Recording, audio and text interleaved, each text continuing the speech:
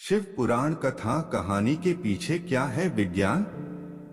क्या शिव का महत्व सिर्फ सांस्कृतिक है या फिर इस भस्म से सजे योगी देवों के देव महादेव के अन्य पहलू भी हैं? हिंदू संस्कृति में पुराणों की चर्चा खूब मिलती है। इन्हीं पुराणों में से एक है शिव पुराण। तो क्या है इस पुराण में सिर्फ कहानियां या कहानियों के जरिए कुछ और बताने की कोशिश की गई है? जिस विशाल खालीपन को हम शिव कहते हैं वह सीमाहीन है, शाश्वत है।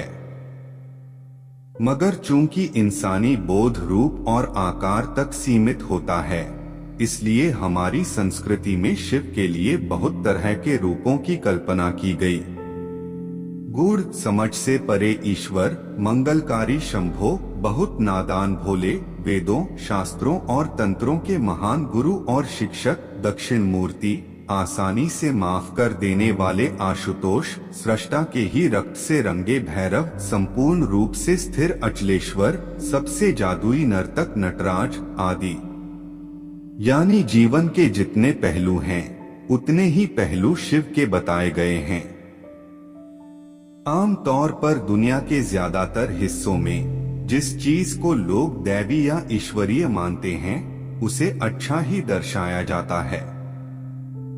लेकिन अगर आप शिव पुराण को ध्यान से पढ़े, तो आप शिव की पहचान अच्छे या बुरे के रूप में नहीं कर सकते।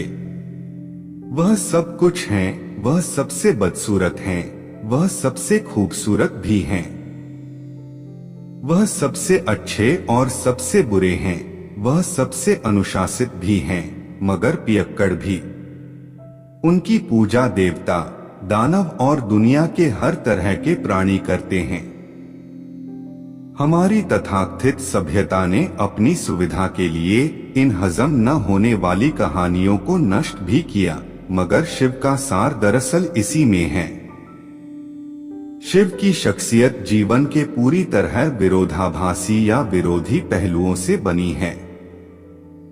अस्तित्व के सभी गुणों का एक जटिल संगम एक ही इंसान के अंदर डाल दिया गया है, क्योंकि अगर आप इस एक प्राणी को स्वीकार कर सकते हैं, तो समझ लीजिए आप पूरे जीवन से गुजर चुके हैं। जीवन के साथ हमारा सारा संघर्ष यही है कि हम हमेशा यह चुनने की कोशिश करते हैं कि क्या सुंदर है और क्या नहीं, क्या अच्छा है और क्या बुरा। लेकिन अगर आप इस एक शख्स, जो जीवन की हर चीज का एक जटिल संगम है, को स्वीकार कर सकते हैं, तो आपको किसी चीज से कोई समस्या नहीं होगी। शिव पुराण कहानी के पीछे क्या है विज्ञान? अगर आप शिव पुराण की कहानियों पर ध्यान दें, तो आप देखेंगे कि इनमें सापेक्षता के सिद्धांत, क्वांटम मैकेनिक्स के सिद्धांत, पूरी आधुनिक भौतिकी को बहुत खूबसूरती से कहानियों के जरिए अभिव्यक्त किया गया है। यह एक तार्किक संस्कृति है। इसमें विज्ञान को कहानियों के जरिए व्यक्त किया गया था। हर चीज को साकार रूप दिया गया था। मगर बाद में जाकर लोगों ने विज्ञान को छोड़ दिया और बस कहानियों को ढोते रहे। उन कहानियों को पीढ़ी दर पीढ़ी इस तरह बढ़ा चढ़ाकर पेश किया जाता रहा कि वे पूरी तरह मूर्खतापूर्ण लगने लगी।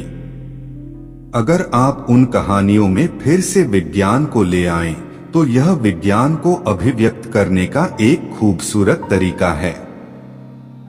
शिव पुराण मानव प्रकृति को चेतना के चरम तक ले जाने का सर्वोच्च विज्ञान है, जिसे बहुत सुंदर कहानियों द्वारा किया गया है। योग को एक विज्ञान के रूप में व्यक्त किया गया है, जिसमें कहानियां नहीं हैं, लेकिन अगर आप गहन अर्थों में उस पर ध्यान दें, तो योग और शिव पुराण को अलग नहीं किया जा सकता। एक उनके लिए है जो कहानियां पसंद करते हैं, तो दूसरा उनके लिए है जो हर चीज को विज्ञान की नजर से देखना चाहते हैं, मगर दोनों के लिए मूलभूत तत्व एक ही हैं। आजकल वैज्ञानिक आधुनिक शिक्षा की प्रकृति पर बहुत शोध कर रहे हैं। एक चीज यह कही जा रही है कि अगर कोई बच्चा 20 साल की औपचारिक शिक्षा प्राप्त करने के बाद व्यावहारिक दुनिया में प्रवेश करता है तो उसकी बुद्धि का एक बड़ा हिस्सा नष्ट हो जाता है, जिसे वापस ठीक नहीं किया जा सकता। इसका मतलब है कि वह बहुत ज्ञानी मूर्ख में बदल जाता है। वैज्ञानिकों का कहना है कि शिक्षा देने का एक बेहतर तरीका है उसे कहानियों या नाटक के रूप में प्रदान करना। इस दिशा में थोड़ी बहुत कोशिश की गई है, मगर दुनिया में ज्यादातर शिक्षा काफी हद तक निषेधात्मक रही है।